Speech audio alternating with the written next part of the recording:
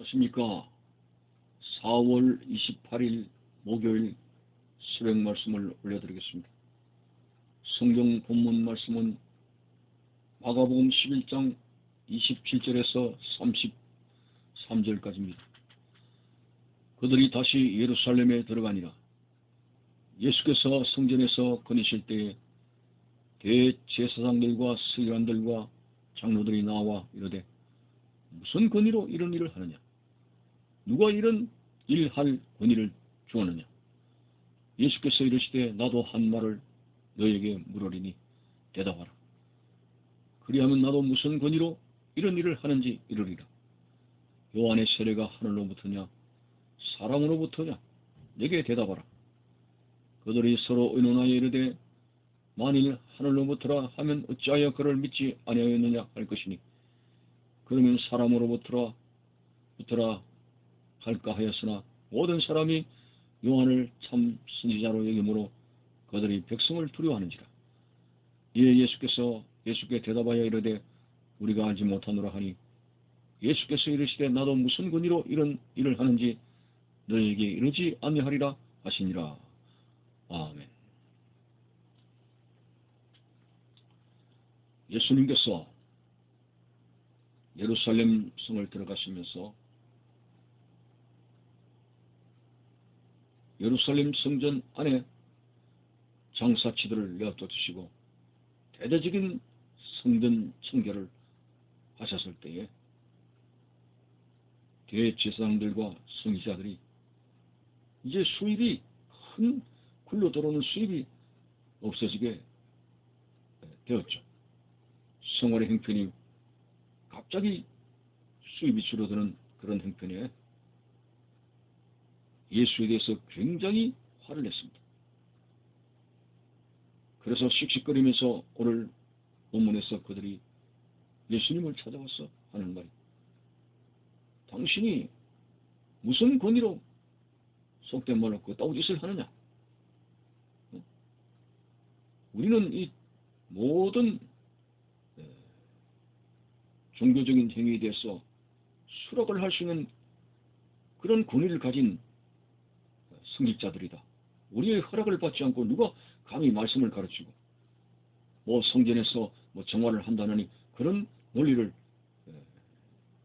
펴 나가느냐 하는 식으로 수입이 끊어지게 된 그들이 화가 나서 예수님께 무슨 권위로 이런 일을 하느냐고 그들이 분노를 터뜨렸습니다. 그냥 분노로 끝나는 것이 아니라 무슨 권위로 이런 일을 하느냐 하는 데는 예수 그리스도를 처단하기 위한 함정의 질문을 가져야 된 것입니다. 이렇게도 대답 못하고 저렇게도 대답 못하게 해가지고 법적으로 대응하기 위해서 예수 그리스도를 잡아가두고 처형시킬 목적으로 그런 함정의 질문을 한 것이죠. 무슨 권위로 하는 이 말이 어떻게 함정이 되느냐. 이러지도 저러지도 못할 정말 예수님이 구속될 그런 위기에 처한 것이죠. 자, 무슨 권위로 이런 일을 하느냐 해서 하늘에서 내가 받았다. 하나님이 나에게 주신 것이다. 하면은 그들이 긁고 넘어지는 것이 신성모독죄입니다. 감히 너가 하나님과 빗대어서 이야기하느냐? 네가 하나님이냐?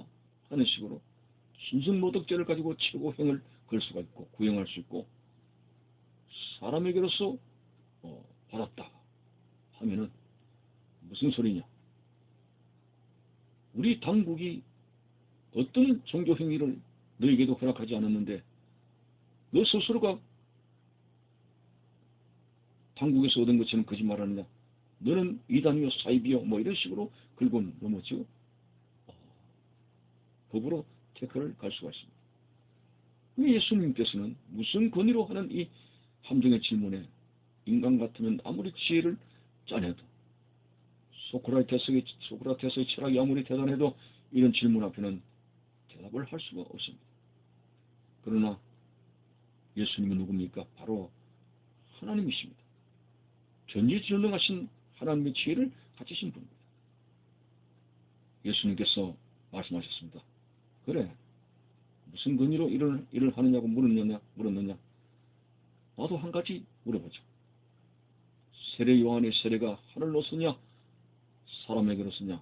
대답해라. 저희들도 가만히 생각해 보니까 이건 남찬 질문이 아닐 수가 없습니다. 하늘로부터라 하면 왜 세례 요한의 세례를 받지 않았느냐라고 예수님께서 정죄하게 될 것이고, 사람으로부터라고 하면은 많은 무리들이 세례 요한으로부터 세례를 받았기 때문에, 다시 말해서 군중들이 그 세례 요한의 권위를 인정했기 때문에 사람이 조작해서 만들었다는 말을 하면은 군중들로부터 돌멩이질을 맞는다는 것이죠. 그 예수님께서 기가 막히게 그들의 함정의 질문을 피해가는 그런 질문을 세례 요한의 세례에 관해서 말씀했습니다. 그들이 쑥덕쑥덕 의논해 버더니만 이렇게 대답해도 안 되고 저렇게도 대답해도 안 되니까 모르겠다, 이렇게 잡아댔습니다.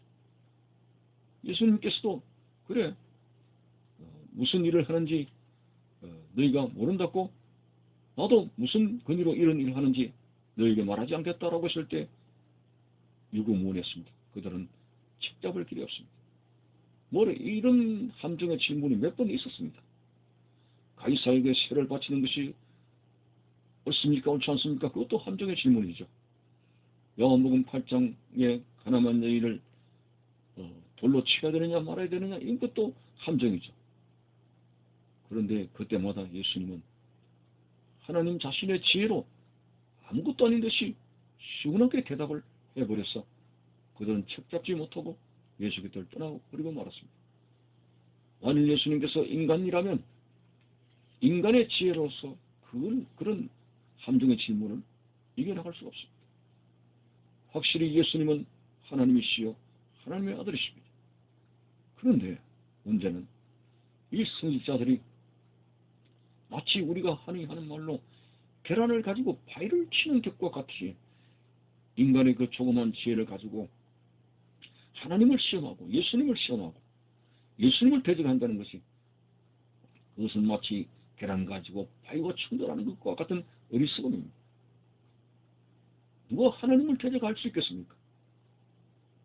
누가 하나님을 시험할 수 있습니까? 이것 자체가 얼마나 어리석은지 모릅니다. 오늘 우리는 이 땅에 태어났어 하나님을 대적하기 위해서, 하나님과의 관계 속에 역행을 하기 위해서 여러분이 태어났다면 가룟 유다에게 주님께서 하신 말처럼 차라리 너는 태어나지 않았으면 좋을 뻔하였다. 얼마나 불행한 삶인지 모릅니다. 사도 바울이 그리스도 교회를 핍박을 했지만은 다메섹 도상에서 예수 만나고 복음 전도자가 되었을 때 얼마나 그는 감격했습니까? 우리는 먹든지 마시든지 하나님의 영광을 위해서 하라고 한 사도 바울, 예수 그리스도가 가장 고상함이라고 한 사도 바울, 우리의 삶의 목적은 주님을 위해서 사는 겁니다. 주를 위해서 살 수 있다는 그 자체가 얼마나 복됩니까? 안타깝게도 대제사장을 비롯해서 그 당시에 선지자들은 하나님의 말씀을 가르치는 자들이고 누구보다도 하나님 앞에 거룩하게 산다는 자들이었지만 오히려 그들이 대적자 노릇을 했고 하나님 앞에 버림을 당하는 자들이 되었습니다.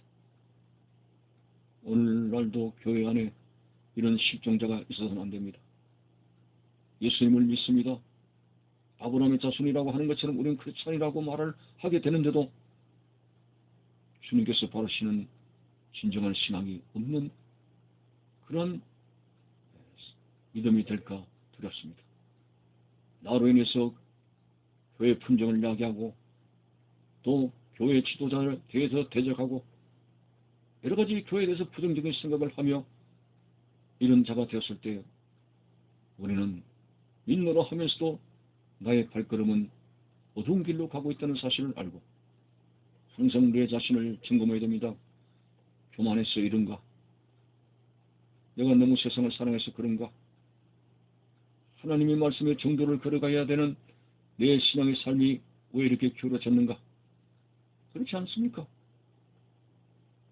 멀어섰다고 생각하는 자는 넘어질까 조심하라 했으니, 우리가 자동차를 가지고 서울까지 한 440km 정도 달릴 때에 점검을 합니다. 미리.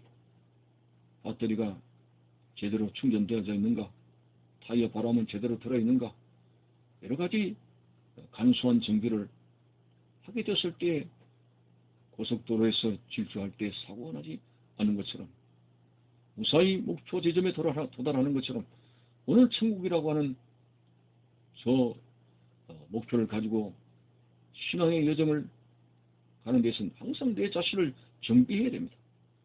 내가 옛날에 뜨겁게 신앙생활 잘했고 굉장히 의로웠고, 이것만 과거에만 머물면 안 됩니다. 지금 현재 내 자신이 바로 믿고 있는가? 지금 현재 내가 하나님의 말씀에 순종하고 있는가? 표대를 향해서 달려가는 우리의 삶에 현재 지금 내 자신이 바른 믿음에 서 있는가를 주시하지 않으면은 자꾸 과거에 매달, 과거에 내가 어떻게 했는데 하게 되면은 그 사람은 위태로운 신앙이 될 수가 있습니다. 하나님을 대적하는 자가 되어서는 안 됩니다. 가장 말씀을 지키고 헌신한다는 사람 가운데 교만하여 대적하는 사람들이 있습니다. 어거스틴이 말한 대로 첫째도 겸손, 둘째도 겸손, 셋째도 겸손이라 했으니 절대로 고개를 들 생각을 하지 마십시오. 항상 겸허하게 나 자신을 낮추면서 섬기는 자의 자세로서 내 자신을 돌아보면서 혹여나 나의 잘못된 행위로 하나님을 대적할까 두려운 마음을 가지고 항상 하나님 앞에 겸허하게 순종하는 자세로서 하나님의 인정을 받는 믿음의 생활이 되시길 바라는 것입니다. 감사합니다.